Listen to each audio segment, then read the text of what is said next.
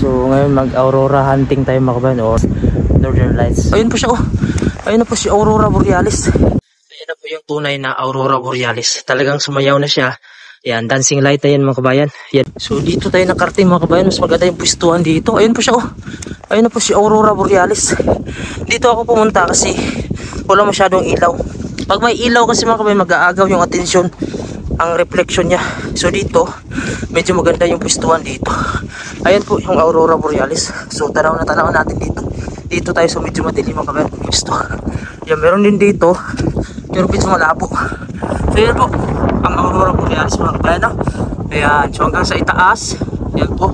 Tapos meron din dito sa likod natin. Ayan siya.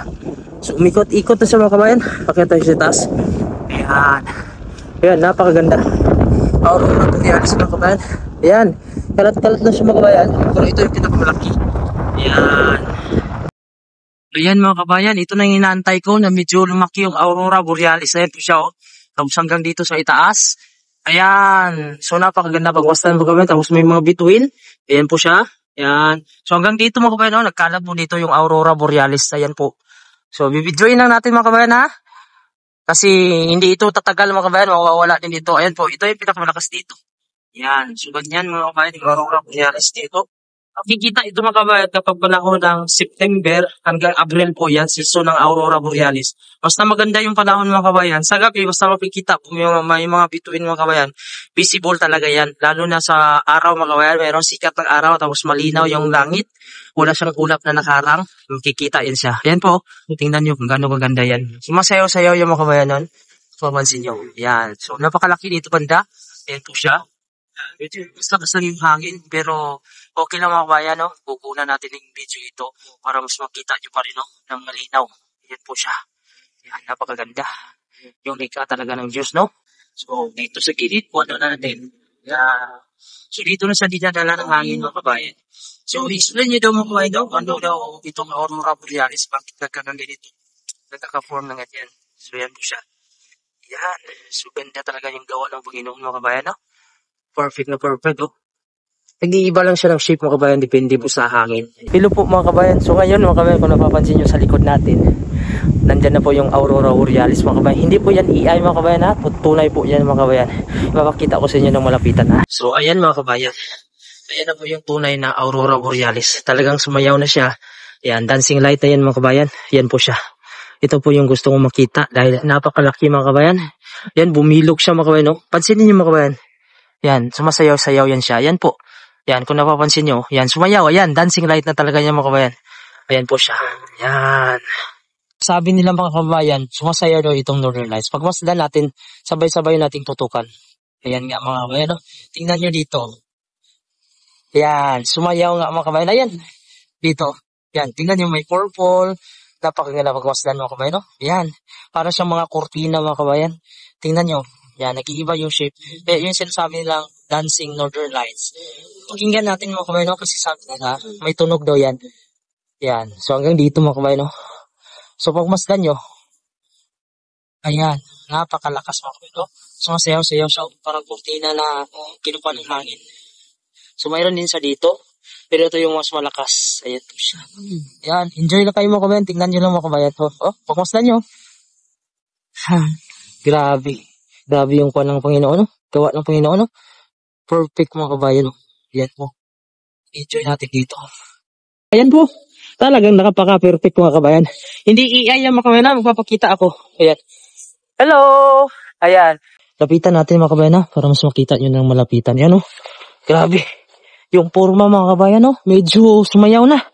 Tara, let's go mga kabayan. Puntahan natin, ayan. So yan po yung Northern Lights mga kabayan, o Aurora Borealis. Dito po ito sa lugar ng Greenland mga kabayan, no? Kapag gusto nyong pumunta dito mga kabayan, buwan po ng September hanggang Abril, makikita nyo po ito mga kabayan. Yan, yung sinasabi ko mga kabayan. Perfect yan mga kabayan para sa akin, yung ganyan. Ayan. So ganyan yung gusto ko mga kabayan, ha, pagkabuo.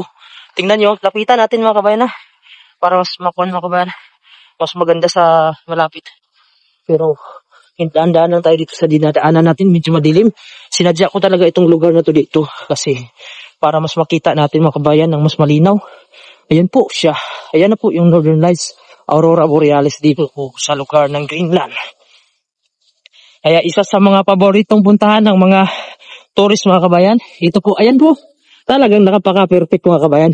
Hindi AI yan mga kabayan, magpapakita ako. Ayan. Hello! Ayan. Ayan po. Enjoy nyo mga kabayan yung view mga kabayan na. Tunay yan mga kabayan na. Hindi po ito mga kabayan AI. Ayan. So grabe, napakalaki. Ayan mga kabayan, ngayon pa uwi na tayo ng bahay. Bali sinadya ko talaga mga kabayan puntahan dito sa medyo madilim kasi sa itaas. Kasi pag nasa baba tayo mga kabayan, tapos mayroon siyang mga ilaw, gaya nito mga kabayan, no? Sa gabal. Mag-aagaw yung reflection niya. Hindi mo talaga siya makuhanan ng medyo maganda na ma-full mo talaga yung brightness ng Northern Lights. Kaya mga kabayan, minsan yung ginagawa ko, pumupunta ako dun sa mga lugar na kung saan ay medyo madilim. Gaya dun, pinunta natin, madilim. Pero dito maliwanag na siya. So, pauwi na ako ng bahay mga kabayan. Medyo malamig lang siya. Pero gusto ko talaga kasi kunan mga kabayan. Pagkaganon. Sa bahay kasi mga kabayan, nakakasilip naman ako. Nakikita ko siya. Pero, pangit kasi may mga reflection ng mga ilaw. Kaya pinuntahan ko dito sa labas. Samahan nyo ako mga kabayan hanggang pagdating ng bahay. Medyo madilim dito at saka tahimik. Walang katao-tao. Ayan o. So oras natin dito ay alas 11 na ng gabi. Madilim na talaga. Ayan. So nawala na sa mga kabayan. Ayun na lang siya dun o. Medyo mahina na siya. Tinangay na ng hangin. Siguro tumagal din siya ng mga 1 oras mahigit. Ayan. So tingnan nyo yung paligid natin. Medyo madilim talaga. Pero kung gamitan natin ng ayan, night mode, ayan, medyo makikita natin. So walang katao-dao na naglalakad. Ako lang dito. Parang ako lang yung nanood ng Northern Lights mga kabayan eh. Kasi sila dito sawa na din sila. Ako kasi mga kabayan, gusto ko lang talaga i-upload yung video para makita din ng mga subscriber ko sa YouTube kung ano yung Northern Lights. May iba din na nakakita na pero gustong-gusto daw nila panoorin yun. Na yun lang po yung bahay namin, oh. Malapit lang naman yung pinuntahan natin. Siguro nasa 200 meters mga kabayan. Wala pang 5 minutes na paglalakad. Medyo may gumagala pang yung iba pero mga sasakyan na lang yung mga kabayan. Alas 11 na kasi dito. Ayan, napakatahimik dito yung dinadaanan natin. Safe dito mga kabayan. Pag maglakad ka dito walang problema. Walang gagalaw sa'yo dito. Napakatahimik ng lugar na to. Yan, mababa lang yung crime dito mga kabayan, no?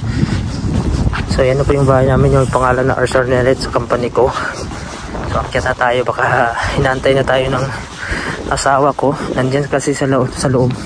Kanina lumabas sila mga kabayan, pero dyan lang sila sa itaas banda. Kasi mahirap na yung mga bata mga kabayan, dalhin pa natin.